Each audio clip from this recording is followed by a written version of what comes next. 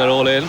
Pretty level break too. Think on a little bit slowly through the first furlong, and Horage going into the lead from Kafu in second place. Then comes Prince Ramo, and on stage and behind these cast a shadow.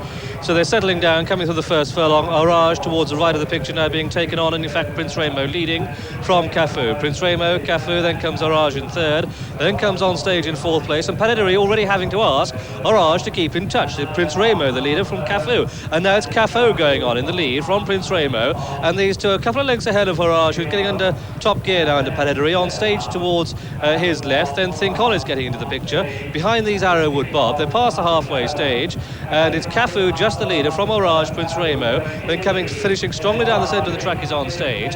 Inside the final quarter mile, Horage now from towards the left on stage to the right Kafu. Prince Ramo seemingly beat Arrowwood Bob, staying on for a minor place.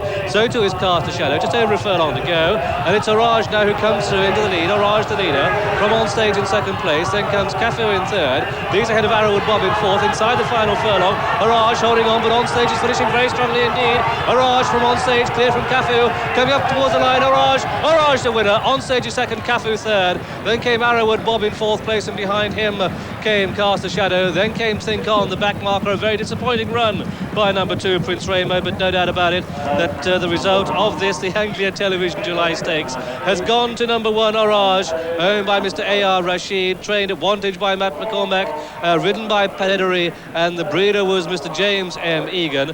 Second for me was number 8, On Stage, ridden by Tony Ives, and third was number 7, Kafu, ridden by Greville Starkey. Well, I must say that this was a very, very brave, courageous performance indeed by Horage, because coming through the first 2.5 furlongs, seemingly he was the first to be beaten, because Panadery was never really going like a winner through the first 3 furlongs, the halfway stages of this race. But really, when he began to get into top gear, he began to pick them up. Prince Ramo, who showed devastating speed for 4 furlongs, weakened quickly, but Kafu came to be a strong challenger. But it was the On Stage, an outsider, who in fact produced the strongest challenge indeed to this yet still unbeaten Horage, as John Oaksey and us now review the closing stages.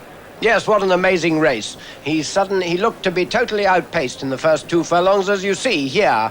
There's Kafu and Prince Ramo striding along 2 or 3 lengths in front of Horage and On Stage, who turn out to be the principals.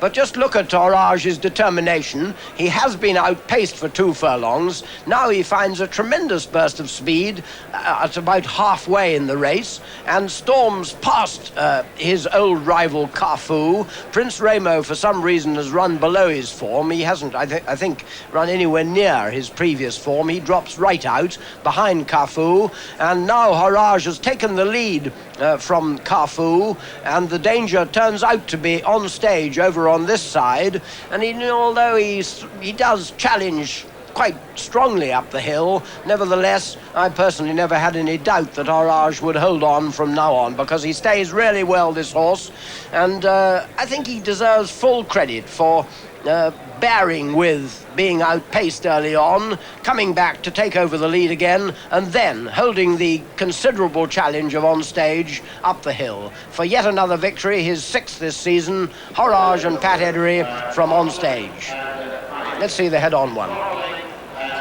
Well, at this stage, he's just about coming to take the lead. Prince Ramo dropping out, Kafu second from the right, Horage just coming to take the lead, and On Stage and Tony Ives beginning to build up their challenge on the outside. But, as we saw, that challenge, though a courageous one, it got to Panadery's boot, but that was just about as far as Horage let it get, because when they meet the rising ground, he runs on really well and sustains, at any rate, my hope that he may not just be. I don't believe he's just an early 2-year-old this. I believe he'll stay at least a mile and possibly a good bit further next season, and I can't see why he shouldn't train on into a top-class 3-year-old. Here he comes, up the hill, holding On Stage, with the others, the ones we thought were the dangers, well beaten off. He's run better than he did at Royal Ascot. If you look at Kafu, he's beaten him even more easily.